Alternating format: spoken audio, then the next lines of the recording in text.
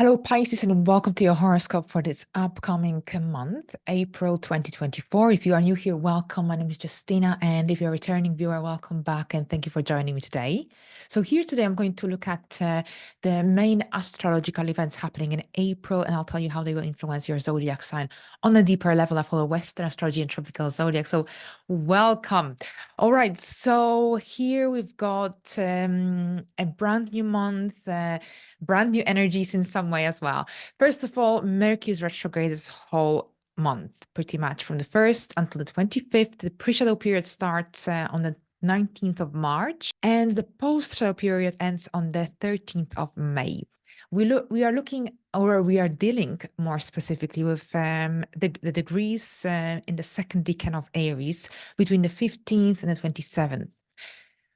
Right. So have a look if you have any placements in your chart between the 15th and the 27th degree of one of the cardinal signs. So that's, of course, Aries and Libra, Cancer, or Capricorn, because you will be under a greater influence of this retrograde phase.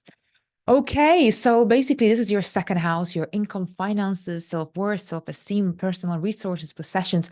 For the first thing that came into my mind is shopping. If you are going to be shopping this month in April, try to keep your receipts in one place, because once the retrograde is over, you might change your mind. And if you don't have the receipts, then you won't be able to return the item that perhaps you want to return.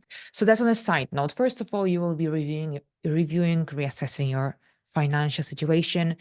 If you have been unhappy with your job, with how much you earn, with your income situation, then this will especially come up in April. It will bother you. If it bothers you, then it will bother you even more, and you will be finding solutions. You will be reviewing, reassessing, reevaluating this area of your life in order to establish more financial security and stability moving forward, because that's what essentially this is all about.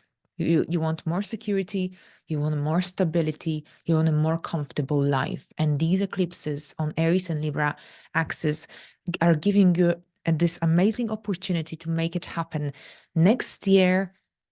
And more specifically, the following year, Saturn will come here. So whatever that you start here with these eclipses this year, in about a year's time, or even more, I would say 2026, but next year we'll have a little bit of that Saturn in Aries influence. You will be generally building a really, really strong foundation, financial foundation, based on the choices, new beginnings, changes that you make and implement in 2024. So think carefully and take advantage of the opportunities that come your way. Reevaluate, reassess, because here this retrograde is generally might slow things down, but at the same time, it's making you rethink your strategy. So here, try to avoid any impulse purchases. Look at your finances from a very close perspective. See what you can change to improve your situation. But at the same time, you might be moving away from some habits or patterns that negatively contribute into your financial growth and stability. This is also connected to some money being deposited into your account. So if the money was owed to you, you might finally get it back during this retrograde phase. I hope this is the case for you. Right, so here we've got an eclipse in Aries on the 8th. A solar eclipse on the North Node is about the future, the unexplored, the unknown. What are you starting? What are you initiating in April in this area of your life? Are you starting a new business or a new job?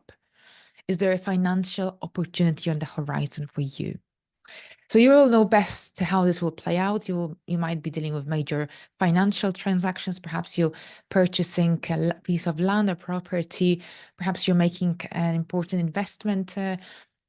Or perhaps here this is connected to a new job or some job advancement opportunities and so on.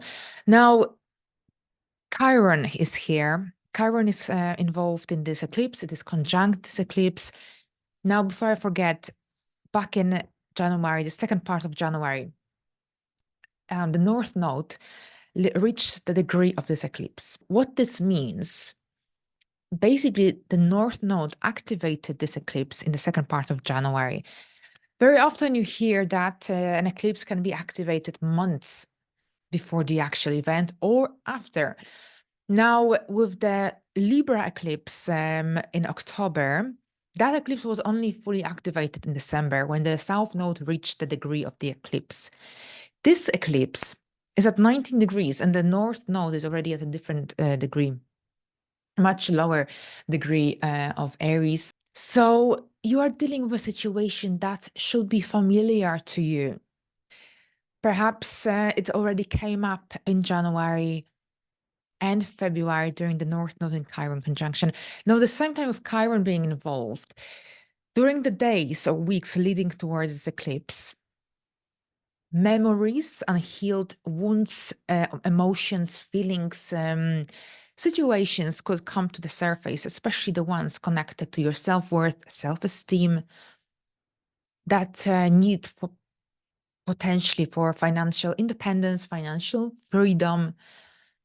So any insecurities, fears, phobias, they might very well come up. And this is an opportunity for you to face them, to get through them, to release them and heal them in order to feel more self-empowered, to feel, to increase your self-worth, so to increase your self-esteem. So at the same time, you might see yourself moving away from some old patterns, old habits that generally negatively contribute to your financial safety, security, financial growth, abundance as well. So essentially, this is a time of growth, personal empowerment in many ways. But while you will be initiating something new, something that probably has been on your mind already for quite some time, at the same time, you can also heal and get out from this eclipse season feeling more confident, more self-empowered. Now, on the 20th, Jupiter and Uranus will conjoin at 21 degrees of Taurus, another important event, highly anticipated event of 2024. And this event will be at 21 degrees of Taurus, and this will be in your third house. Jupiter is connected to growth, expansion, abundance. Of course, there's a different side of Jupiter when Jupiter opposes our natal placements or squares, especially with the squares, can create a tendency towards overindulgence or perhaps over-optimism, risk-taking potentials. Uranus is connected to the unexpected, unforeseen, erratic, eruptive energies. Here in the stable and practical Taurus, they meet on the 20th. So what does it mean? This is generally a really powerful astrological event that can bring about significant changes in your communication sphere of life, in the learning area as well. This conjunction can sharpen your mind. It can really create this massive desire for learning, for expanding your knowledge. There could be new opportunities that come your way connected to self-expression. Perhaps this is connected to you launching your own podcast or your own YouTube channel. Something connected to media is emphasized here. Now, at the same time, perhaps you want to do blogging or you want to create your own Instagram account where you can express your creative urges, desires, and share them with the world. So I think many Pisces will have this inner desire to share either their talents or knowledge or skills with others through communication, through some online platforms. On a different level, an amazing time for learning, expanding your knowledge. So perhaps you'll be starting a new course of study or something perhaps online with that Uranian influence. So here, lots of opportunities. And I think it's quite exciting that it's happening in your third house because it could actually bring, this event could bring some really interesting opportunities, things that perhaps you've been anticipating for quite some time. Now, on the 23rd, we've got a Scorpio full moon happening at 4 degrees in your ninth house, foreign places, foreign people, life direction. This is all really highlighted and emphasized. Now, Scorpio creates very intense and transformative energy. A full moon is when we have this heightened intuition, heightened awareness, and overall Mercury is still retrograde, don't forget. But this full moon connects to the solar eclipse we had back in October 2022. See whether you can connect a life story to this full moon, because perhaps you're completing a major phase in your life or project that you've been highly or deeply involved in since the eclipse in October 2022. Now, during this full moon, you might be examining or reassessing, reviewing your belief system, your life principles, your life philosophy. You might be seeking or engaging in activities that could help you to expand your horizons, but also maybe understand the world around you on a deeper level. At the same time, here with the Scorpio energy, and we've got a square to Pluto and Aquarius in your 12th house. This is a time when you might have to confront some fears or some insecurities even that might be holding you back from achieving your goals, from achieving your objectives, from reaching your purpose. So this is an amazing time for reinventing yourself, for getting closer to your dreams, to your goals.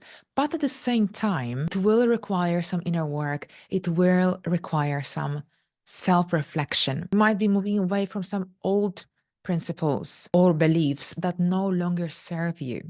Now, at the same time, it could be also when you could be experiencing some challenging situations or power struggles. This could be due to some limitations in your life that block that ability to feel free, independent in some way, to pursue your own path. So there could be something or someone standing in the way and blocking that path towards self-empowerment. And this full moon might stimulate you to confront this situation, to confront these limitations and transform them into personal growth. Now, if you've been involved in a legal case, then this could be a peak of the whole process, or perhaps the end, the complete end. We'll explore it further to the day, closer to the day. Now we've got Mercury stationing direct, the final event I want to discuss in this video, and that's on the 25th at 15 degrees. Bear in mind the post-shadow period will end on the 13th of May, but from the 25th of April, we will regain the clarity, the mental clarity that we may lack throughout the month of April otherwise. Now, this could bring some news when it comes to your financial goals, a forward momentum even. It's a great time to make financial decisions, financial plans, for taking bold decisions regarding your resources, your possessions. Perhaps you'll be getting rid of lots of things, decluttering, and you will likely feel more confident when it comes to expressing your ideas, your opinions. And this can in turn bring some opportunities connected to financial growth, financial development. And this could be very much connected to the eclipse as well in Aries, because of course, those new beginnings connected to the solar eclipse in Aries, they don't have to start on the 8th of April. They could be especially activated when Mercury reaches the 19th degree of Aries, so the degree of this eclipse. The retrograde on the 25th will end at 15th, 16th degree. So towards the end of April, you could receive some important news connected to your financial situation. Obviously, it won't apply to everyone, but for those who are dealing with job changes, with who have their own business, then end of April could bring some news, or perhaps this could be a time of some decisions that you'll be making as well, connected to that financial area of your life. But at the same time, when Mercury is in a direct motion until the middle of May, be cautious, because there is a tendency with Mercury in Aries in the second house to make impulse and risky purchases. So that's on a side note. But other than that, thank you very much. I wish you a pleasant month, and until the next time, bye for now.